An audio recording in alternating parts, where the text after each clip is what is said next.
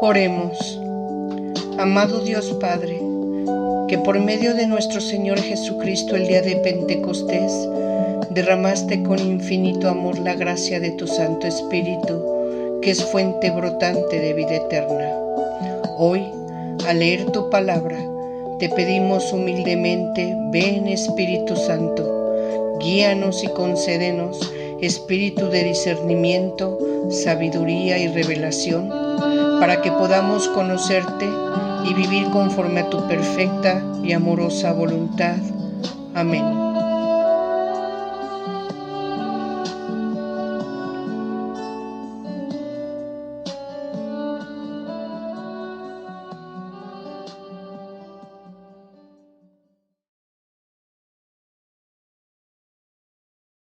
Para nuestro curso de las epístolas católicas, en la tercera ocasión en que vamos a platicar sobre ellas, reciban un afectuoso saludo con mi agradecimiento por el honor que nos hacen de escucharnos y bueno, enviando un saludo desde luego a nuestra querida parroquia que siempre nos apoya con su anuencia en la transmisión de nuestros cursos. Bien, vamos a continuar entonces con la primera de las epístolas católicas que estamos estudiando, porque fue cronológicamente la primera que se escribió, aunque no es la primera que aparece aquí en el orden de nuestra Biblia. Y estábamos hablando de la primera carta de Pedro. En la plática anterior, hace 8 días, analizamos, estudiamos el capítulo 1 y 2 de la carta primera de Pedro. En esta ocasión vamos a continuar con el capítulo 3, 4 y 5 para terminar así con esta carta y poder pasar al estudio ya dentro de 8 días de nuestra carta de Santiago. Así entonces, si vemos lo que estoy proyectando en pantalla, vamos a ver que la epístola de Pedro en su continuación, capítulo 3, vamos a hablar de cuestiones que plantea Pedro en relación a el matrimonio, en la relación entre los hermanos, no hermanos carnales de que somos hijos de papá y mamá, sino hermanos considerando lo que es la iglesia cristiana. Vamos a continuar hablando después de la persecución que sufría y que ha sufrido a través de toda la historia nuestra iglesia. Vamos a hablar de la resurrección y el descenso a los infiernos, un tema muy especial del que se tiene todavía muchas opiniones y cuestionamientos en la interpretación que se le ha dado a este versículo 18-22 del capítulo 3. Pasando al capítulo 4, empezaremos a ver el tema romper con el pecado, después a la espera de los últimos tiempos, dichosos los que sufren en Cristo, pasando de luego al capítulo 5 para ver los temas consejos a los presbíteros, esto es, a los pastores de las iglesias, a los sacerdotes. Pasamos después a ver una recomendación, una exhortación que da a los fieles para terminar con los saludos finales. Esto es lo que vamos a ver el día de hoy, ¿verdad? En nuestro tercer capítulo de nuestro curso. Así entonces, iniciaré siguiendo la misma temática con la que quiero que ustedes se familiaricen y que ya comprendamos, demos por hecho que los textos que estoy poniendo en rojo es la cita bíblica literal como aparece en nuestra Biblia, y lo que estoy colocando a la derecha de nuestro texto en rojo es la explicación, lo que nos puede dar luz, lo que en base a la reflexión que se presenta ahí es como podemos comprender, darnos luz al texto bíblico que estamos analizando, que repito, es en este caso el capítulo 3, 4 y 5 de la primera carta de Pedro. Iniciando así su lectura del capítulo 3, versículo 1, veamos pantalla. Primera epístola de Pedro, capítulo 3, versículo 1 al 7, en el matrimonio. Igualmente, vosotras, mujeres, sed sumisas a vuestros maridos, para que si incluso alguno no creen en la palabra, sean ganados no por las palabras, sino por la conducta de sus mujeres. al considerar vuestras conductas castas y respetuosas, que vuestro adorno no esté en el exterior, en peinados, joyas y moda, sino en lo oculto del corazón, en la incorruptibilidad de un espíritu dulce y sereno. Esto es precioso ante Dios. Y así se adornaban en otro tiempo las santas mujeres que esperaban en Dios, siendo sumisas a sus maridos. Así obedeció Sara a Abraham, llamándole Señor. De ella os hacéis hijas cuando obráis bien sin tener ningún temor. De igual manera, vosotros maridos, en la vida común, sed comprensivos con las mujeres, que es un ser más frágil, tributándoles honor, como coherederas que son también de la gracia de vida, para que vuestras oraciones no encuentren obstáculos. Bueno, a grandes rasgos son 3 puntos muy, muy importantes los que está mencionando aquí Pedro. Primero, la importancia de que la mujer entienda que es recomendable, es bueno, no significa sometimiento el ser obediente a un esposo. Si nosotros recordáramos o nos vayamos a dar lectura a Génesis en su primer capítulo, ¿sí?, que habla de la creación del hombre, los orígenes, recordaremos que recordaremos que Dios Padre, ¿verdad?, que todavía no revelaba, aquí no vemos ni cuestiones de su nombre, estamos en los principios, la creación del mundo, los orígenes. ¿Qué es lo que dice Dios? Observó que el hombre estaba solo. ¿Y qué dijo?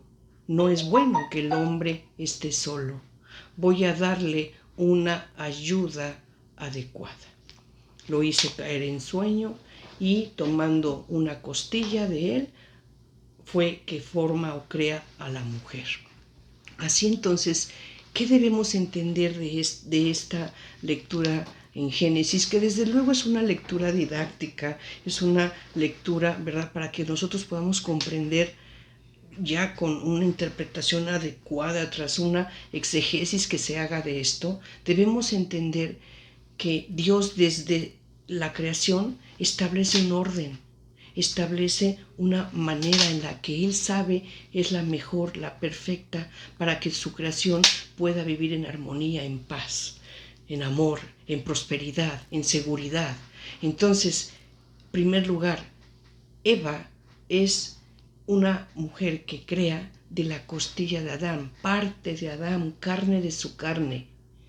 Ayuda adecuada, ¿qué quiere decir? Es el que lo va a acompañar, lo va a complementar, lo va a hacerlo sentirse pleno en toda la creación. Adán, la cabeza, el que debe de cuidar, proteger, amar, honrar a la mujer como la parte más frágil de él, porque es de él, a él pertenece, como también él le pertenece a ella en amor, en fidelidad. Entonces, si nosotros educásemos a nuestros hijos con esta idea, y no la idea del rivalismo o de la competencia de entre hombre y mujer y quién puede más o quién es más inteligente y quién es más capaz y quién merece más, estamos extraviándonos. Vayámonos al origen. Desde el momento en el que Dios forma a la mujer, ¿verdad?, obteniéndola de la costilla de Adán, le está dando igualdad de derecho, igualdad de origen, ¿sí?, la misma dignidad, iguales, obtenidas de hombre y mujer hechos de lo mismo, ¿sí? Entonces, aquí lo importante que es que la mujer entienda que es bueno tenerle respeto al marido, ¿sí? Obediencia, claro, una obediencia adecuada, una obediencia cuando ésta sea para conductas, para realizar trabajos o metas, planes, una convivencia adecuada, digna para ambos, ¿sí? No se trata de que el hombre la someta, le truene los dedos para que le sirva la sopa de inmediato y cuidado y esté salada. No, no estamos hablando de eso. Y tampoco, ¿verdad?, estaremos hablando de que el hombre tenga que ser servil también para la mujer, no, sino de entender que es la parte frágil de él, a la que debe cuidar, honrar, proteger. Ahora bien, aquí hay una versículo muy importante en el que dice, incluso tú, mujer, siendo dócil, mostrando tu belleza, tu hermosura, no en peinados o en joyas, sino tu hermosura, tu belleza y tu valor espiritual, puedes invitar, motivar, llevar a tu marido a que actúe de la misma manera. Y esto es cierto, lo vemos. La mujer de verdad cobra una influencia importante sobre el varón. Si bien es cierto, desde los orígenes, en la creación, Dios puso a Adán en la cabeza y a la mujer como a su ayuda adecuada, nada más hay que ver de qué manera Eva ofrece a Adán, ¿verdad?, caer en desobediencia. Y Adán cayó. ¿Por qué? Influenciado por Eva. Y entonces así la ayuda dejó de ser ayuda y la cabeza dejó de ser la cabeza. Se rompió el orden, ese orden perfecto con el que Dios había hecho su creación. Entonces aquí Pedro, conociendo esto, que la mujer, ¿verdad?, dentro de su fragilidad, dentro de su postura o posición de colaboradora, de ayuda, de compañía adecuada del marido, llega en muchas ocasiones, si no es que sin faltar a ello, llega a ser una influencia muy, muy importante sobre el varón. Y el varón se puede dar cuenta, pero la acepta. ¿Por qué? Porque le resulta conveniente, porque le resulta agradable, porque quiere, ¿verdad?, recibir esa influencia, esa enseñanza. Entonces, una mujer que espiritualmente se comporte de manera adecuada va a ser muestra, va a ser ejemplo para el hombre. Y el hombre puede ser igual o aprender a ser igual. Claro que para esto se necesita paciencia, tiempo, templanza, amor, sobre todo amor. Entonces, pasando ya ahora al versículo 8 a 13, habla de lo siguiente: la relación, el amor fraternal, o sea, entre los hermanos. ¿Quiénes son los hermanos aquí? En este caso, no los carnales, sino estamos hablando los hermanos en Cristo, los que formamos la iglesia. Así entonces dice, en conclusión, tened todos unos mismos sentimientos, sed compasivos, amaos como hermanos, sed misericordiosos y humildes, no devolváis mal por mal ni insulto por insulto. Por el contrario, bendecid, pues habéis sido llamados a heredar la bendición. Pues quien quiera amar la vida y ver días felices, guarde su lengua del mal y sus labios de palabras engañosas. Apártense del mal y haga el bien, busque la paz y corra tras ella. Pues los ojos del Señor miran a los justos y sus oídos escuchan su oración, pero el rostro del Señor contra los que obran el mal. Aquí podemos resumir este pasaje bíblico en 7 recomendaciones que nos hace Pedro. ¿Y cuáles son estas recomendaciones? Las estamos viendo en pantalla. Primera, ser compasivos. ¿Y qué significa ser compasivos? Comprender al otro, comprender por qué actúa así, comprender sus necesidades, comprender su situación personal. Eso significa ser compasivo. Cuando uno ruega compasión, ten compasión, ¿qué estamos diciéndole? Voltea a ver mi situación, comprende cómo estoy, qué me pasa, qué siento. Eso es ser compasivo, comprender. Después, debemos tener amor fraterno, ¿sí?, entre todos los que formamos ¿verdad? La iglesia, nuestra iglesia, que somos un solo cuerpo, ¿verdad? La cabeza es Cristo. Después, ser misericordiosos. Ya he explicado qué es la misericordia. Es una palabra compuesta, ¿sí? Su origen de esta palabra misericordia se compone de dos palabras en origen, la miseria y la cordialidad. Entonces, ¿qué significa? Con la miseria que tenga nuestro hermano, nuestros semejantes, seamos cordiales. ¿Qué quiere decir? Seamos tolerantes. Dicho de otra manera, mostremos amor. La misericordia es una forma de amar. Comprender las imperfecciones, los errores, aquello que no completamos, que no logramos tener para mostrarnos, ¿verdad?, como la persona que deberíamos de ser. Y el defecto, el fallo, el error en el que caemos, ¿sí? Esa forma parte de nuestras miserias, la forma en la que somos.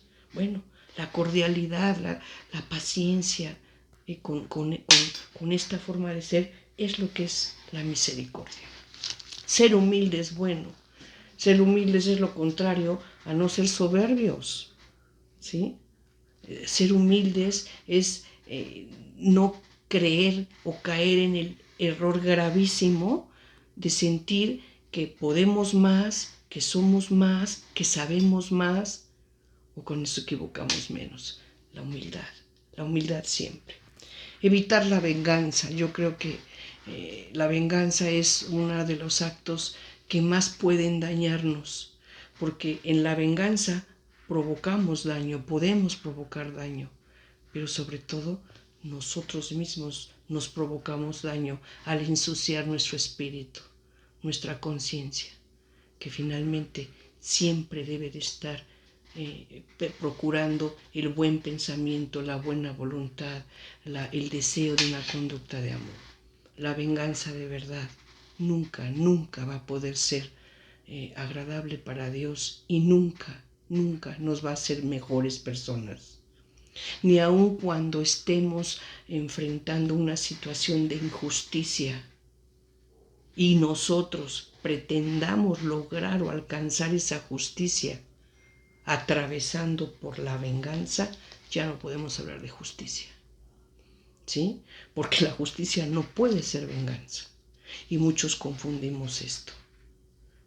Cuando nos vemos agraviados, cuando sentimos tener derecho a algo y nos sentimos objetos de injusticia, tomamos revancha no por justicia, sino por venganza. Y esto, desde luego, nunca, nunca nos va a hacer bien.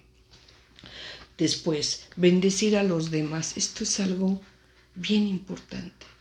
Bendecir a los demás. Y cuando digo a los demás, es a aquellos que amamos, a aquellos que simplemente conocemos y a aquellos que incluso también nos llegan a hacer daño. Y esto a veces resulta difícil cuando se trata de personas que nos resultan incómodas. Ya no se digo cuando se trata de personas que nos han dañado. Pero yo les voy a compartir, ¿verdad?, una experiencia personal. En alguna ocasión, como yo estoy segura, todos han vivido una circunstancia, una situación así. En alguna ocasión me sentí agraviada por una persona. Me sentí defraudada, triste, y estaba yo muy enojada, muy, muy, muy enojada. Y empecé a darme cuenta que conforme pasaba el tiempo, mi enojo crecía. Mi sentimiento de sentirme agraviada, tratada de manera injusta, me estaba dañando a mí. Tal vez la persona esta ni siquiera se imaginaba cómo me sentía.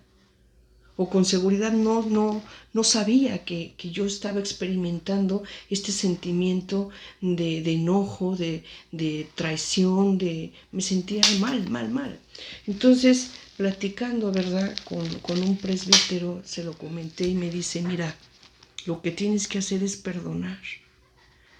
Y perdonar es difícil, ¿sí? No siempre es fácil. Decía, es que ya la perdoné, Pero si yo me cuestiono, si ya la perdoné, ¿por qué sigo sintiendo todos estos sentimientos que no me agradan y que no me hacen ser la persona que yo quiero ser o que me gusta ser? Sé que tengo esos sentimientos dentro de mí de enojo, de frustración, de que rechazo a esta persona. Entonces eso es signo entonces de que no la he podido perdonar. ¿Y saben qué me dijo? Me dice, ¿sabes qué? Haz este ejercicio, bendícela. Cuando la veas, en lugar de enfrentarte a ese sentimiento, vela y dile, llámala por su nombre y dile, Dios te bendiga. Aunque no te escuche, puede estar a varios metros de distancia de ti, pero llámala por su nombre dentro de ti, en tu pensamiento, y dile, Dios te bendiga. Y si incluso puedes agregar y decirle, Dios te bendiga, yo te quiero, vas a ver. Oigan, qué acto tan maravilloso. Porque conforme pasaron los días, me empecé a dar cuenta que ya no sentía ese enojo. Y llegó un momento en el que pude verla y hasta sonreír con ella. Una bendición es poderosa. ¿Saben por qué? Porque es una invocación a Dios para el bien del prójimo. Y Dios quiere que amemos al prójimo como a nosotros mismos. Continuamos. Pero bueno, antes de continuar, perdón, se me olvidaba mencionar un punto muy importante del anterior versículo que vimos. Bueno, vimos el capítulo 3, versículo 1 al 7, donde hablé del hombre y la mujer, todo esto que señalé. Se me olvidó señalar algo importantísimo. Estoy regresando, discúlpenme, pero no lo puedo dejar pasar. Cuando el hombre y la mujer, ¿verdad?, logran esa convivencia en el que la mujer sea obediente, amorosa a su esposo y el esposo sea cuidadoso, también honre a su esposa como la parte más frágil de él y vivan en una convivencia de amor, de colaboración, de respeto. Escuchen, esto lo voy a volver a leer porque es muy importante. Dice, de igual manera vosotros maridos, en la vida común, sed comprensivos con la mujer, que es un ser más frágil, tributando el honor como coheredera. Ella es también de la gracia de vida, para que vuestras oraciones no encuentren obstáculo. Esta última frase es importante. Para que las oraciones no encuentren obstáculo. El esposo tiene que ser cordial, amoroso, protector. Debe darle honor, ¿verdad? Rendirle honor a su esposa. ¿Sí? Y la esposa tiene que hacer lo mismo, aunque no lo dice textualmente aquí, es lo mismo. Ambos deben de comportarse siempre en esa línea de esposo, de marido y mujer, en la que ambos vivan bajo ese ánimo de amor, de colaboración, de respeto, para que las oraciones no encuentren obstáculo. Yo no puedo elevar una oración a Dios y pedirle, no sé, lo que en este momento me sienta yo en la necesidad de pedirle, si acabo de faltarle al respeto a mi esposa. O la esposa igual, no puede clamar a Dios cuando acaba de faltarle el respeto a su esposo. Y ya no digamos si cayeron en infidelidad, en abuso, en violencia. Por favor, con una situación así no podemos después orar y clamar a Dios nos escuche, nos ayude. ¿Sí? Entonces, mejor en buena convivencia para que las oraciones de este esposo, de esta esposa, no se vean obstaculizadas. Bien, retomando entonces, ya aclaré un punto que habíamos olvidado. Después pasamos al versículo 8 y 12, que lo acabo de terminar de explicar lo que es la bendición. Y el último punto que vamos a ver aquí es el versículo 12, sería tener unidad de sentimientos. ¿Y cuáles sentimientos? Pues todos los anteriores, ¿sí? O sea, tengamos todos los hermanos en Cristo, tengamos una unidad de sentimientos. Todos debemos experimentar ese mismo ánimo de sentimientos. ¿Qué sentimientos? El de ser compasivos, el amor fraterno, la misericordia, ser humildes, evitar la venganza y bendecir unos a los otros. Avanzamos. Después, estamos ya en el capítulo 3, versículo 13 al 17. Dice, ¿y quién os hará mal si os afanáis por el bien? Mas aunque sufrieras a causa de la justicia, dichosos vosotros. No les tengáis ningún miedo ni os turbéis. Al contrario, dad culto al Señor Cristo en vuestros corazones, siempre dispuestos a dar respuesta a todo el que os pida razón de vuestra esperanza. Pero hacedlo con dulzura y respeto, mantener una buena conciencia para que aquello mismo que os echen en cara sirva de confusión a quienes critiquen vuestra buena conducta en Cristo, pues más vale padecer por obrar bien, si esa es la voluntad de Dios, que por obrar mal. 4 puntos que debemos entonces atender a este pasaje bíblico. Primero, obrar siempre en bien. Segundo, con fe. No obstante la persecución y la injusticia, no perdamos la fe. Siguiente, con esperanza y sin temor, confiando en Dios, en la protección de Dios. Él no nos va a abandonar. Y para entonces tenemos también que alabar a Dios. ¿Y cómo lo vamos a alabar? Con una actitud de respeto hacia los demás, con un buen hablar. Y cuando digo buen hablar, es que nuestras palabras, con la que nos comunicamos, con la que en nuestro cotidiano vivir hablamos, que sean palabras de respeto, de correctas. Digo, se ha perdido tanto esto, parece tan fácil ahora hablar con groserías o con dobleces o con, ¿cómo le llaman a esto?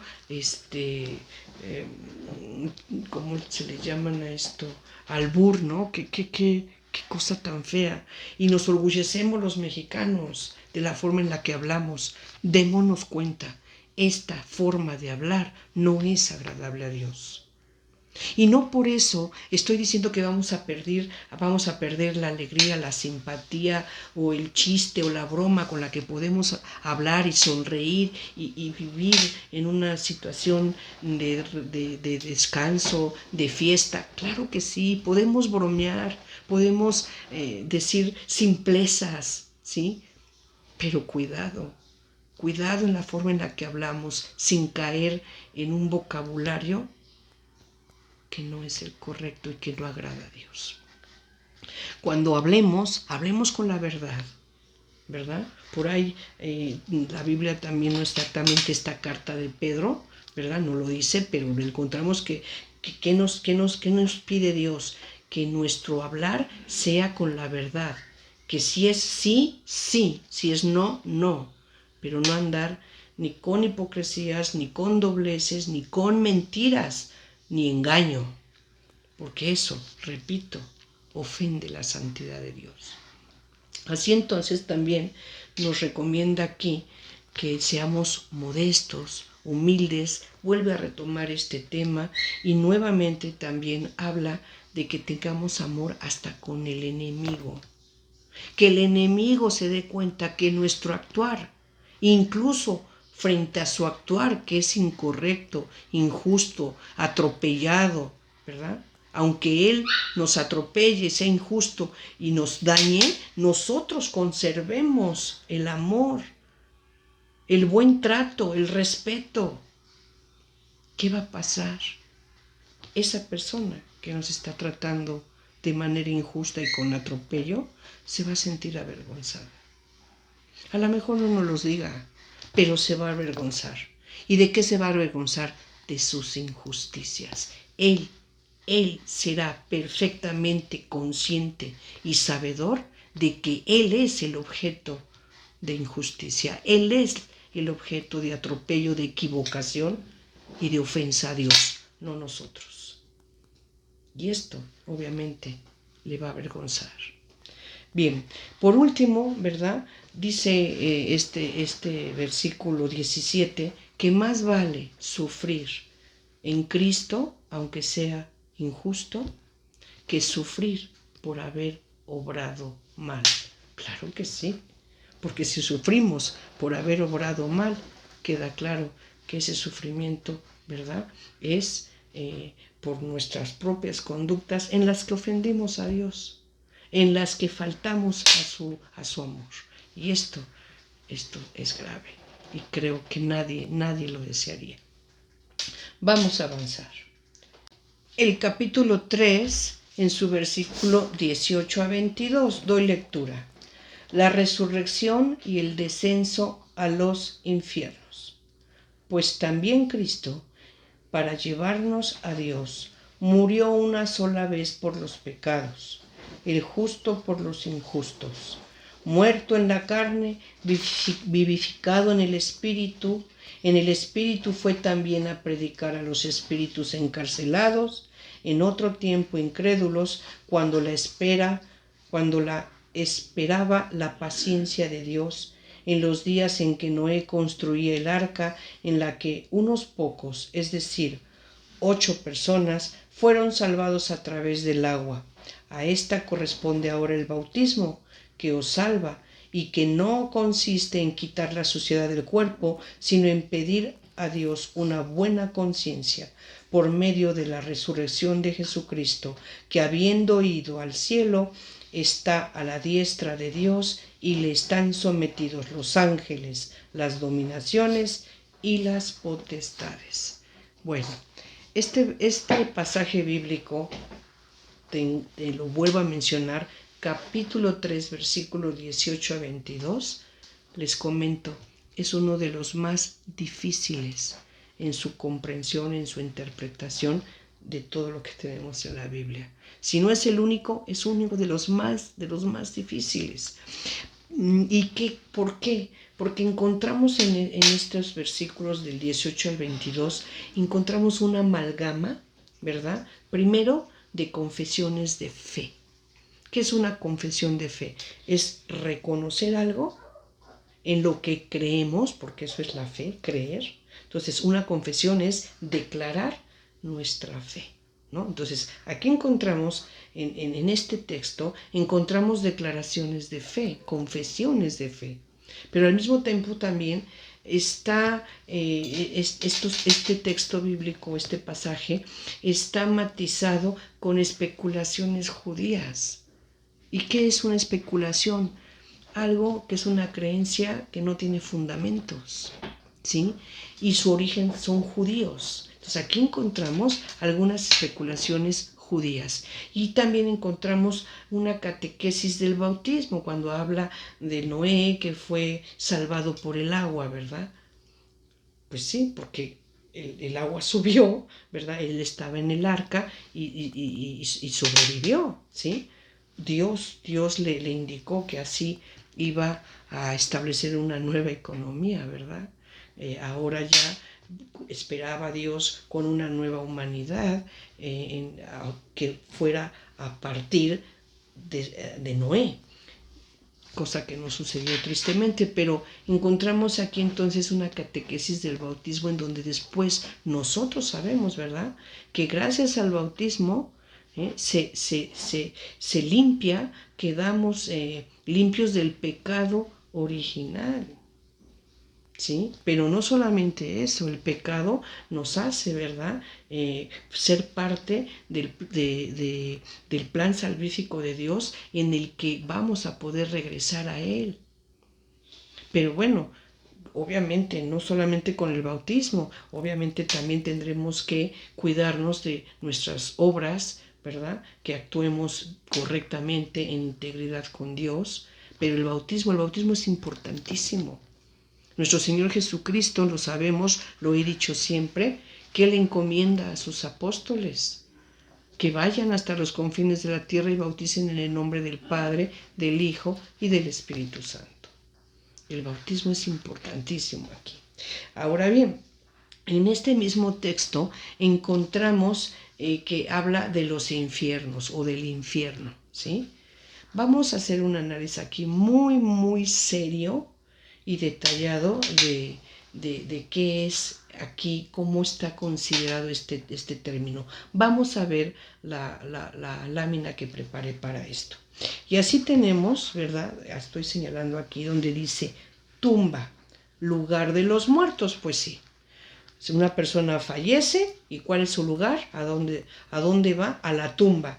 Creo que esto no lo necesito explicar, todos sabemos lo que es una tumba. Ahora, en hebreo, esa tumba le llamaban Seol, en hebreo. En griego, Hades, y lo podemos ver en la Biblia, ¿eh? Estas palabras las encontramos, sobre todo en el Antiguo Testamento y en especial en los Salmos lo encontramos. Entonces, la tumba en hebreo era el Seol, en griego el Hades. En latín es inferi, ¿sí? En latín. Dicho de otra manera, la tumba es el lugar de los muertos, ¿sí? El Seol, el Hades y el inferi es el lugar de los muertos. En castellano, el infierno, el inframundo, debajo de la tierra. Entonces, que quede bien claro, no se está refiriendo aquí el texto al infierno, entendiéndose muchos, ¿verdad?, como el lugar de sufrimiento por haber sido pecadores, porque están condenados. No, estamos hablando de que Jesús, ¿verdad?, fue sepultado, ¿sí? Jesús muere en su naturaleza humana, ¿verdad? Muere y es sepultado, ¿sí? Entonces, ¿qué diríamos? Fue al Seol, si quisiéramos decirlo en hebreo. Fue al Hades, si quisiéramos decirlo en griego.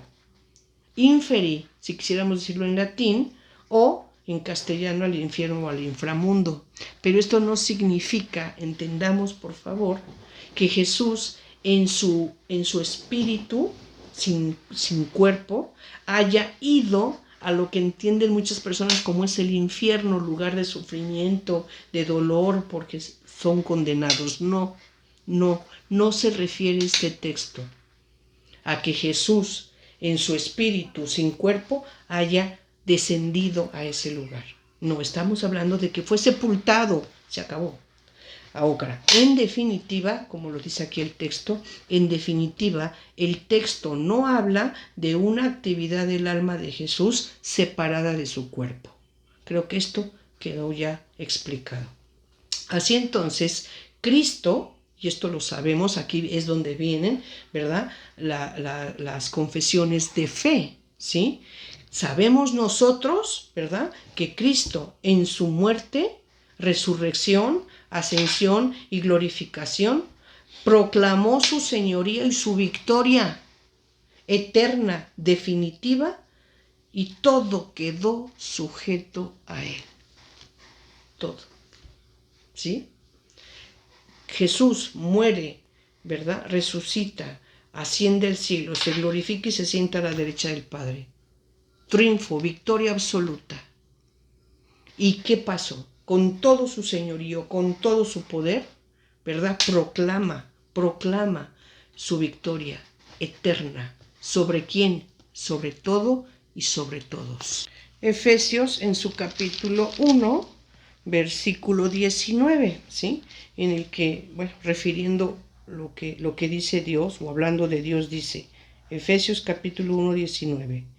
¿Y cuál fue o cuál la soberana grandeza de su poder para con nosotros los creyentes, conforme a la eficacia de su fuerza poderosa, que desplegó en Cristo, resucitándole entre los muertos y sentándole a su diestra en los cielos, por encima de todo principado, potestad, virtud dominación y de todo cuanto tiene nombre, no solo en este mundo, sino también en el venidero. Sometió todo bajo sus pies y le constituyó cabeza suprema de la Iglesia, que es su cuerpo, la plenitud del que lo llena todo en todo. Y bueno, podemos seguir mencionando más citas para darnos luz, arrojarnos luz en cuanto a este pasaje de estudio se refiere. Podríamos también hablar, ¿verdad?, del primado de Cristo, de Colosenses, en su capítulo 1, versículo 15, que dice: Él es imagen del Dios invisible, primogénito de toda creación, porque en Él fueron creadas todas las cosas en los cielos y en la tierra, las visibles y las invisibles, tronos, dominaciones, principados, potestades, todo fue creado por Él y para Él. ¿Sí? Podremos también mencionar a Colosenses, pero bueno, por obvio de tiempo, vamos a avanzar. Así entonces, pasando a nuestros siguientes versículos de estudio, que sería capítulo ya cuarto o capítulo 4, en su versículo 1 al 6, romper con el pecado. Doy lectura, texto rojo bíblico. Ya que Cristo padeció en la carne, armaos también vosotros de este mismo pensamiento. Quien padece en la carne ha roto con el pecado, para vivir ya en tiempo que le quede en la carne, no según las pasiones humanas, sino según la voluntad de Dios. Ya es bastante el tiempo que habéis pasado obrando conforme al querer de los gentiles, viviendo en desenfreno, liviandades, crápulas, orgías, embriagueces y en cultos ilícitos a los ídolos. A este propósito se extrañan de que no corráis con ellos hacia ese libertinaje desbordado y prorrumpen en injurias. Darán cuenta a quien está pronto para juzgar a vivos y muertos. Por eso, hasta a los muertos se ha anunciado la buena nueva, para que condenados en carne según los hombres, vivan en espíritu según Dios. Esto lo podemos resumir en lo siguiente. Primero, Pedro llama a que imitemos a Cristo. Lo he dicho siempre, creo que ya les va a parecer muy repetitivo. Ante cualquier circunstancia que tengamos en la vida, en la que no sepamos cómo actuar, cómo resolver, cómo hablar, qué pensar, qué hacer, simplemente preguntémonos, ¿qué haría Jesucristo en esta situación? Y ahí vamos a tener mucha luz. Ahí seguramente vamos a tener la respuesta a qué es lo que debemos hacer, cómo debemos resolver, cómo debemos pensar, cómo debemos actuar. ¿Sí? Entonces, esta es una recomendación muy importante de Pedro, que vivamos siempre en la voluntad de Dios, incluso en el sufrimiento. Nuevamente aquí retoma el tema del sufrimiento. Y si tenemos que enfrentarlo y vivirlo de manera irremediable, unamos nuestro sufrimiento a la cruz de Cristo. Vuelvo a repetir, vamos a sufrirlo. El sufrimiento tal vez no vamos a poder evitarlo, pero lo vamos a sufrir de manera diferente.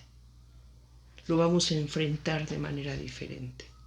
No en un desconsuelo, no bajo el temor o el horror que nos pueda provocar ese sufrimiento, no con desconfianza, desconsuelo y sin esperanza, sino aceptando ese sufrimiento, ¿verdad? Así como lo hizo Cristo, ¿sí? De manera callada, dócil, sabiendo que es por salvación. Jesús aceptó el sufrimiento sabiendo que el bien era mayor, era un mal menor en esperanza de un bien mayor.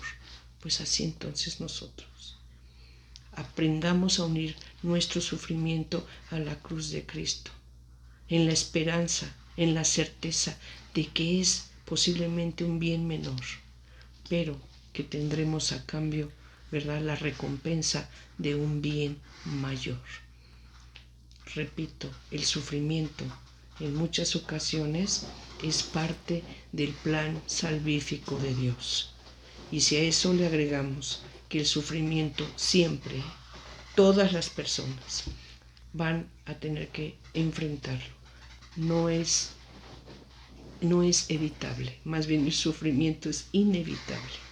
Todas las personas alguna vez viviremos bajo el sufrimiento. Después, Pedro pensaba que la parusía, ¿qué es la parusía? La segunda venida de nuestro Señor Jesucristo y el juicio final. Eso es la parusía. Entonces Pedro pensaba que la parusía ya era inminente, que en cualquier momento se iba a dar ya la segunda venida de nuestro Señor Jesucristo para establecer el juicio final y establecer su reino eterno, ¿verdad? El triunfo ya estaba dado. Solamente era cuestión de tiempo, que para Dios, para Jesucristo, no hay tiempo, no hay lugar. Nosotros sabemos que ellos existen en un eterno presente, pero para nosotros en nuestra calidad humana, ¿verdad?, el tiempo, el espacio, ¿verdad?, la distancia son cuestiones que podemos percibir y vivir.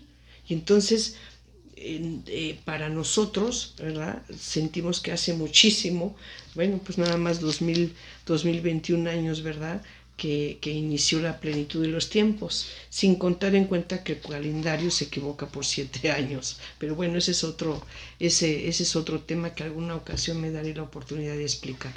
Pero entonces Pedro pensaba que la parusía era inminente, y en base a esto es que podemos entonces nosotros pensar como referencia cuando un texto nos resulta oscuro, obviamente interpretarlo a la luz de otro que se le pueda correlacionar, que resulte claro. Entonces, en este caso, podemos nosotros hacer referencia a la carta de Pablo, de primera de Tesalonicenses, capítulo 4, versículos 3 al 18. ¿Sí? En donde Pablo hablaba de que la salvación era universal, ¿sí? Entonces, para Pedro, sin explicar cómo, ¿verdad?, solamente quiso señalar que la salvación aportada por Cristo tiene un valor universal y que de ella se beneficiarán todos. ¿Quiénes? Incluso los que no conocieron a Jesús, ¿sí?, los que murieron antes de conocer a Jesús, ¿sí?, antes de que llegase la plenitud de los tiempos. Avanzamos. Estamos en el capítulo 4, ahora versículos 7 al 11. A la espera de los últimos tiempos. El fin de todas las cosas está cercano. Repito, Pedro pensaba que la parusía era inminente. Sed pues sensatos y sobrios para daros a la oración. Ante todo, tener entre vosotros intenso amor, pues el amor cubre multitud de pecados. Lo voy a volver a leer. El amor cubre multitud de pecados. Sed hospitalarios unos con otros sin murmurar, que cada cual ponga al servicio de los demás la gracia que ha recibido, como buenos administradores de las diversas gracias de Dios. Si alguno habla, sea palabra de Dios. Si alguno presta un servicio, hágalo en virtud del poder recibido de Dios, para que Dios sea glorificado en todo por Jesucristo, a quien corresponde la gloria y el poder por los siglos de los siglos. Amén. Vamos a ver la lámina, porque aquí hay 4 puntos en los que tenemos que fijar atención. Primero, viendo la lámina, Pablo exhorta al ejercicio de virtudes cristianas, tales como la sensatez. ¿Qué es la sensatez? Lo estamos viendo en la lámina. Prudencia, buen juicio, madurez y cordura.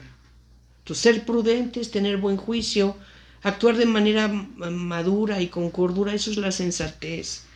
Debemos buscar y vivir en una conducta sensata. ¿Qué es la sobriedad? Es la moderación y la templanza, ¿sí? No ser arrebatados, no dejarnos arrollar por un sentimiento y dejarnos, nos vamos, y a ver hasta dónde nos lleva. No, hay que ser templados, hay que tener medida, o sea, hay que ser moderados. Tenemos que mostrar el amor mutuo. ¿Y qué es el amor mutuo? Un mismo sentimiento entre dos personas o un grupo, y ese mismo sentimiento recíproco, el mismo sentimiento dentro de un grupo, sentimientos buenos, obviamente. ¿Y qué es la hospitalidad? Es acoger con amabilidad y generosidad a propios y extraños. Y miren, perdón, tengo mascotitas. Entonces, pues la hospitalidad, acoger con amabilidad y generosidad a propios y extraños. Miren, esta es una virtud, una virtud que no todos saben practicar. Para podernos dar cuenta cómo es una persona en su hospitalidad, no tenemos más que observar qué tanto ofrece ayuda, qué tanto ofrece dar, compartir, obsequiar algo que le sea suyo o le pertenezca. Y ya no se diga cuando visitamos su casa, qué tanto nos ofrece para halagarnos, para reconocer el gusto que le da tenernos en su casa. Muchas veces llegamos a visitar a un amigo, una amiga, un familiar, y siéntate, ¿qué te doy? Y nos anda sacando desde el vaso de agua, que es lo elemental que pueden ofrecer, hasta el pastelito, el café, el chocolate. Es la generosidad, el querer dar, el querer atender, el querer halagar a las personas. Y no estoy hablando de caer en servilismo, que ya es otra cosa. Pero la hospitalidad es algo que debemos aprender a practicar. Porque de verdad nos damos cuenta, no muchas personas saben practicarla, no, jóvenes ni siquiera tienen idea de lo que es eso. Pero eso viene finalmente de amor, de querer sentir ese actuar para agradar a Dios, sabiendo que el que nosotros demos, el que nosotros compartamos, el que nosotros obsequiemos, el que nosotros ofrezcamos, es una forma de alabar a Dios, siendo hospitalarios. Bueno, obviamente para esto pues nos acomoda bien la lectura de Proverbios 10, versículo 12, que nos dice: el amor cubre multitud de pecados. Uno de mis proverbios favoritos. Y me encanta repetirlo: el amor cubre multitud de pecados. Este proverbio tiene relación también con lo que dijo Jesús según el Evangelio de Lucas en su capítulo 7, versículos 47 y 48, cuando viene la mujer pecadora, ¿verdad?, y le lava los pies y los seca con sus lágrimas, y Jesús está permitiendo que esta mujer se acerque a ella, lo toque, y es mal cuestionado, ¿verdad? Le dicen, murmuran entre ellos: si supiera quién es esta mujer que lo está tocando, no lo permitiría. Pero Jesús, que todo lo sabía, decía: yo llegué a tu casa y no me ofreciste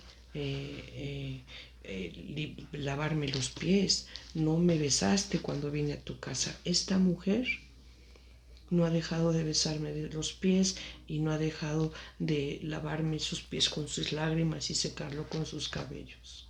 Por eso yo le he dicho que muchos de sus pecados o sus pecados han sido perdonados, porque al que mucho se le perdona, mucho ama. Y al que poco se le perdona, poco ama. ¿Y qué cierto es esto? ¿Qué cierto es?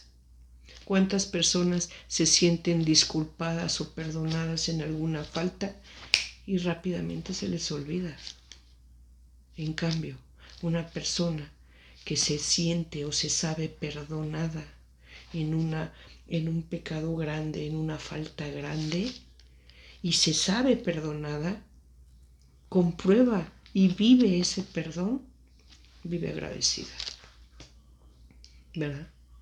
Y si vive agradecida es porque su corazón habla de que el agradecimiento es la memoria del corazón. Y la memoria del corazón en agradecimiento es amor. Las personas que han sido perdonadas son las que saben amar más. Esto nos lo dice Jesús en Lucas capítulo 7, versículos 47 y 48. Vamos a avanzar. Estamos ya en el capítulo 4, versículo 12 al 19. Queridos, no os extrañéis del fuego que ha prendido en medio de vosotros para probaros, como si os sucediera algo extraño, sino que alegraos de la medida en que participáis en los sufrimientos de Cristo, para que también os alegréis alborozados en la revelación de su gloria. Dichosos vosotros si os injuriáis por nombre de Cristo, pues el Espíritu de gloria, que es el Espíritu de Dios, reposa sobre vosotros. Que ninguno de vosotros tenga que sufrir ni por criminal, ni por ladrón, ni por malhechor, ni por entrometido, pero sí es por cristiano, que no se avergüence, que glorifique a Dios por llevar este nombre, porque ha llegado el tiempo de comenzar el juicio por la casa de Dios. Pues si comienza por nosotros, ¿qué fin tendrán los que no creen en el Evangelio de Dios? Si el justo se salva a duras penas, ¿en qué pararán el impío y el pecador? De modo que aun los que sufren según la voluntad de Dios confíen sus almas al Creador, fiel haciendo el bien. Nuevamente, viendo aquí nuestra lámina, lo tengo en texto morado, dice, nuevamente vemos el tema del sufrimiento que corre a lo largo de toda la carta. Pedro trae a la mente lo dicho por Jesús en la llamada bienaventuranza, los perseguidos por el reino de Dios, ¿verdad? Esto lo encontramos en Mateo capítulo 5, 10, así como en Isaías capítulo 11, versículo 2, y en Mateo capítulo 10, 20, ¿sí? Así es. Bienaventurados aquellos que sufran, ¿verdad? Persecuciones, injusticias por causa de su nombre, porque de ellos será el reino de Dios. No hay más, no hay más. Hay que detenernos a meditar en esto.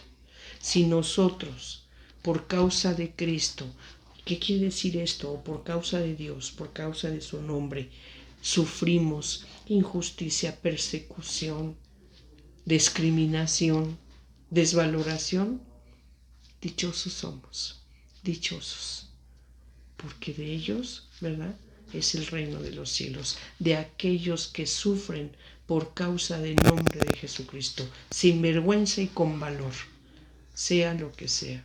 Y miren, nosotros en nuestro México, bueno, no tenemos esa angustia, de verdad ese sufrimiento. Pero nosotros sabemos que a lo largo de la historia, ¿verdad?, ha sido perseguida la iglesia. Y han sido persecuciones, bueno, tremendas, sangrientas, violentas, injustas, abusivas. Bueno, ellos, los perseguidos, los sufridos por causa del nombre del Cristo, de ellos es el reino de los cielos. Bien, enseguida, y ya estamos en el capítulo 5, versículo 1 al 4. Consejo a los presbíteros. ¿Quiénes son los presbíteros? Los sacerdotes, los curas, los padres de nuestras parroquias, ¿sí? Y así dice, a los ancianos son los presbíteros, ¿sí? Antiguamente originalmente se les empezó a llamar así, ancianos. Entonces, ¿qué es un presbítero? A los ancianos que están entre vosotros, les exhorto yo, anciano, como ellos, testigo de los sufrimientos de Cristo y partícipe de la gloria que está para manifestarse, apacentad la grey de Dios, que os está encomendada, vigilando, no forzando, sino voluntariamente según Dios, no por mezquino afán de ganancia, sino por corazón, no tiranizando a los que os ha tocado cuidar, sino siendo modelos de la grey, y cuando aparezca el mayoral, recibiréis la corona de gloria que no se marchita. Bueno, ¿a qué se refiere aquí? A que los presbíteros, ¿verdad?, sean buenos pastores, que deben de vigilar el rebaño. ¿Qué quiere decir entonces? Que el presbítero vigile y cuide a su parroquia, a su iglesia, ¿sí? Que la manera en la que lo haga, que sea con amor, ¿sí?, con tolerancia, no bajo amenaza, no bajo coacción, no bajo abusos, sino con amor, siendo Él quien los guíe, quien los ilumine, les marque, ¿verdad?, el buen actuar. Y esto que lo hagan no por intereses económicos, sino siendo sabedores del alto encargo y distinción que recibieron como gracia de Dios para desempeñarse como presbíteros. No cualquiera recibe esa gracia, no cualquiera recibe esa vocación. Entonces, ser conscientes que nuestros presbíteros, ¿verdad?, estén conscientes de la distinción especial con que Dios les dio esa gracia de vocación, y que la desempeñen para alabar a Dios, para darle gloria a Dios, sabiendo que un día ellos recibirán su premio, su corona, la vida eterna. Avanzamos, estamos en el versículo 5 de nuestro último capítulo, capítulo 5, versículo 5 al 11, a los fieles. De igual manera, jóvenes, sed sumisos a los ancianos, revestidos todos de humildad en vuestras mutuas relaciones, pues Dios resiste a los soberbios y da gracia a los humildes. Humillaos pues bajo la poderosa mano de Dios, para que, llegada la ocasión, os ensalce. Confiadle todas vuestras preocupaciones, pues Él cuida de vosotros. Sed sobrios y velad. Vuestros adversarios, el diablo, ronda como león rugiente, buscando a quien devorar. Resistidle firmes en la fe, sabiendo que vuestros hermanos que están en el mundo soportan los mismos sufrimientos. El Dios de toda gracia, el que os ha llamado a su eterna gloria en Cristo, después de breves sufrimientos, os restablecerá, afianzará, robustecerá y os consolidará. A Él el poder por los siglos de los siglos. Amén. 5 puntos importantes, ¿verdad?, que tenemos que observar o concluir en este pasaje bíblico. Llama a los jóvenes a que escuchen a los ancianos.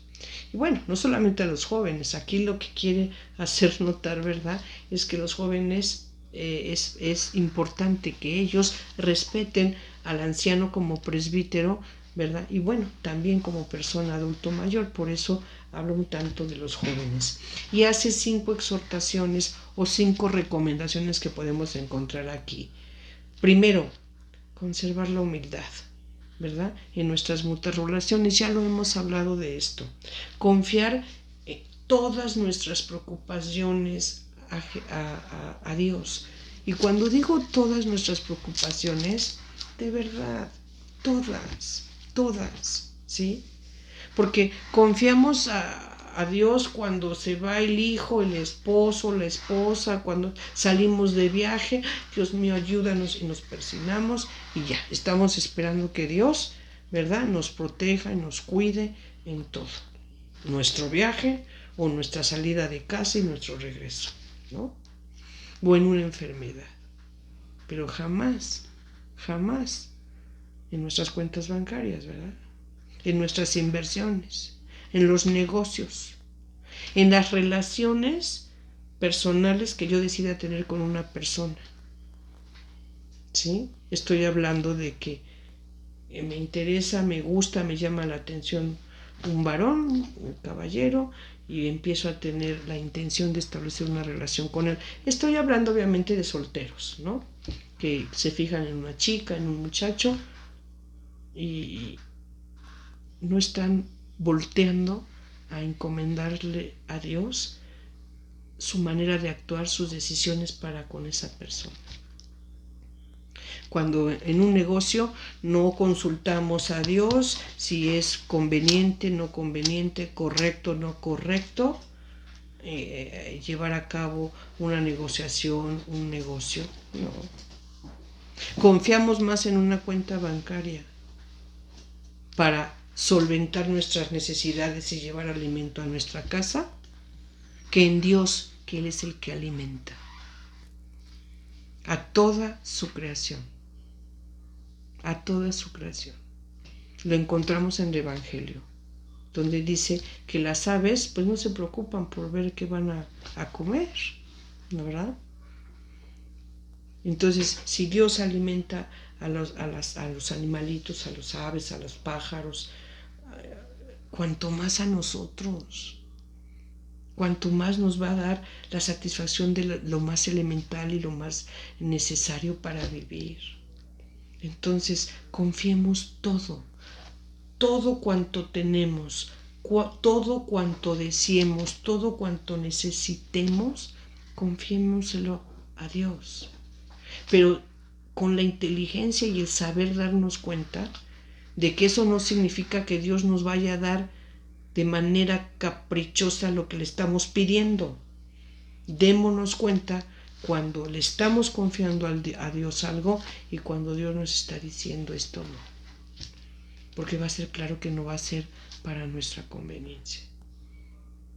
Dejemos de confiar más en las cuentas bancarias, en los candados que cierran las puertas de nuestra casa, en las cajas fuertes que ocultamos abajo de la cama, y mejor confiemos todo. Y cuando digo todo es todo, a Dios. Dios que nos procura, Dios que nos protege, Dios que nos cuida y Dios que siempre quiere lo mejor, siempre lo mejor para nosotros. Tercer punto, ser sobrios y vigilar nuestro actuar. Cuando decimos ser sobrios, estamos hablando de guardar la forma, la seriedad, la responsabilidad. Cuidar la manera en la que actuamos, de manera vigilante, saber resolver, hablar, vivir de manera grata a Dios, sin que ello vaya a significar una ofensa para Él. Y bueno, saber sobre todo que el maligno está presto, ¿verdad?, a devorar, a matar, a destruir lo que pueda, lo que nosotros permitamos que nos dañe, así va a ser. Porque Dios no manda desgracias ni enfermedades, son consecuencia de nuestros propios actos. Y cuando decimos, no es que Dios nos desamparó, no. Es que Dios nos castigó, posiblemente.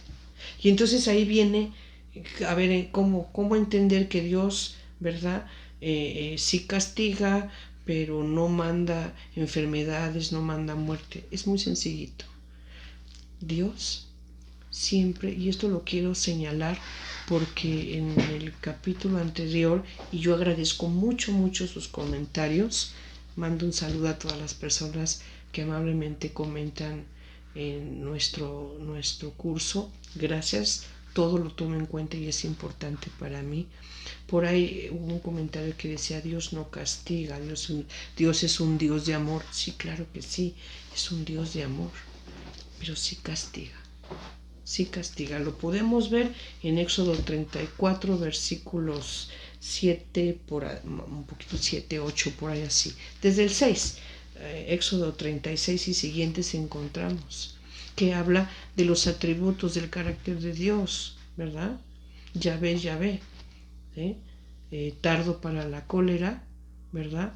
Infinito en amor, en misericordia, en fidelidad, que perdona el pecado pero no lo deja impune y que castiga. Y aquí vamos a preguntarnos entonces cómo castiga a Dios, mandando enfermedad, muerte, problemas económicos, abandono. No. Dios siempre ha castigado igual y no tenemos más que irnos al inicio. cuando Adán y Eva lo desobedecen, los castiga. ¿Y cómo los castiga? Separándose de su lado. Los retira de su lado. Dicho de otra forma, los suelta. ¿Por qué? Porque ante Él no pueden permanecer en pecado. Dios, que es santo, no puede, ¿verdad?, tolerar ni estar ante el pecado. Y por ello es que los retiró, los soltó. Y ahí, ese fue el castigo. Te suelto, me retiro de ti, ese es mi castigo. El problema es que cuando esto sucede, ¿verdad?, quedamos a la deriva y a expensas del maligno. El maligno entonces tiene vía abierta, puerta abierta para dañar, para matar, para destruir, para engañarnos. Y ahí es en donde vienen las consecuencias, ¿verdad? Pero finalmente el que estemos colocados en una situación así, en donde el maligno nos puede hacer trizas, pues eso es consecuencia ¿de qué? De que Dios nos soltó. ¿Y por qué nos soltó? Porque es la forma en la que nos castiga. Ojalá se esté entendiendo esto, ¿verdad? Y bueno, entonces después dice, sepan que el maligno está presto a devorar. Por lo mismo, mantengámonos firmes resistiendo al maligno. ¿Y cómo? En la fe. En la fe, en la esperanza y en las buenas obras, la buena conducta, para poder alejarnos, ¿verdad?, de toda ocasión de pecar y no caer presas del maligno. Y por último, ya terminando ahora sí nuestra carta, capítulo 5, los versículos 12 al 14, doy lectura. Saludos finales. Por medio de Silvano, a quien tengo por hermano fiel, os he escrito brevemente exhortándoos y atestiguándoos que esta es la verdadera gracia de Dios. Perseverad en ella. Os saluda la que está en Babilonia, elegida como vosotros, así como mi hijo Marcos. Saludaos unos a otros con el beso de amor. Paz a todos los que estáis en Cristo. Qué hermoso termina su carta Pablo, y además nos da varios detalles en los que podemos nosotros concluir en varios comentarios que a continuación señalo. Primero, de la lectura de este pasaje nosotros podemos pensar que la carta, ¿verdad?, refiere Pedro, que la escribe sirviéndose de Silvano, o sea, Silvano le ayuda posiblemente a escribir, él la dictó. Entonces aquí es en donde teníamos la duda que si Pedro escribe esta carta o no, ¿sí? Entonces, si Pedro le escribió, ¿verdad?, lo hizo a través de Silvano, que es Silas, sirviéndose de él le ayudó a escribirla mientras la dictaba, ¿sí? Y aquí dice que le saluda, o sea, Pedro escribe la carta y manda saludos, dice él, desde Babilonia. ¿Por qué dice esto? Bueno, tenemos que entender primero lo que es un criptograma. Un criptograma es un documento escrito en clave. ¿Qué quiere decir? Que esta carta de Pedro la escribe en clave. O sea, como estaba sufriendo persecución, no sabemos si fue la persecución de Domiciano, ¿verdad?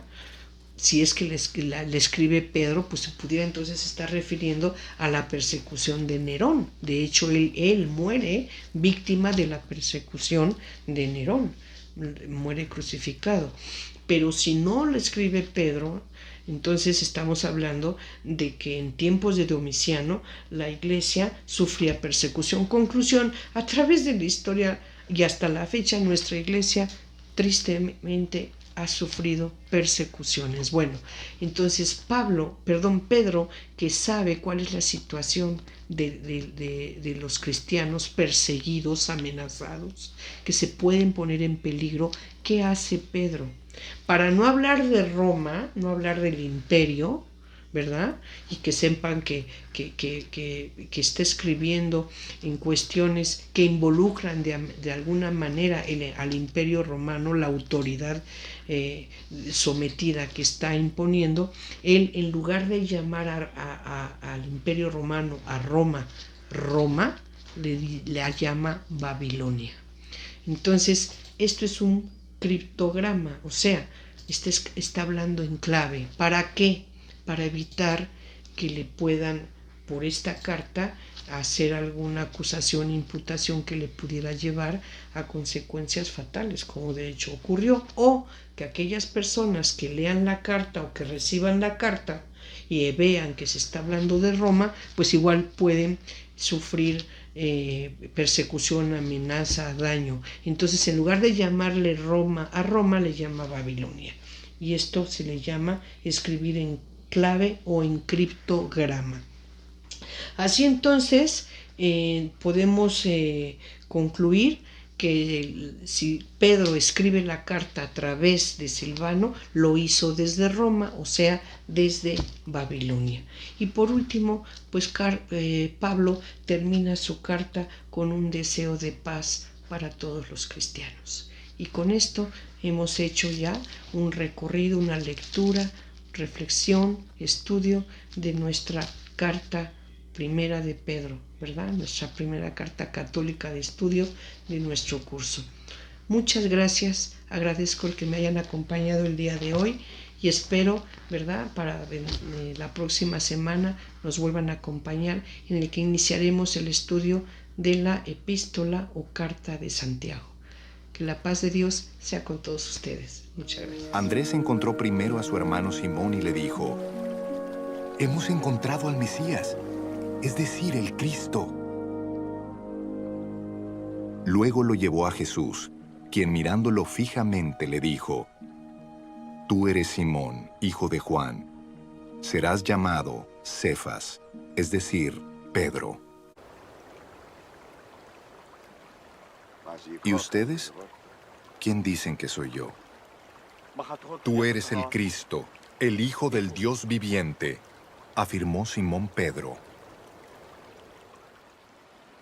«Dichoso tú, Simón, hijo de Jonás», le dijo Jesús, «porque eso no te lo reveló ningún mortal, sino mi Padre que está en el cielo. Yo te digo que tú eres Pedro, y sobre esta piedra edificaré mi iglesia, y las puertas del reino de la muerte no prevalecerán contra ella. Te daré las llaves del reino de los cielos. Todo lo que ates en la tierra quedará atado en el cielo, y todo lo que desates en la tierra quedará desatado en el cielo». Luego les ordenó a sus discípulos que no dijeran a nadie que él era el Cristo.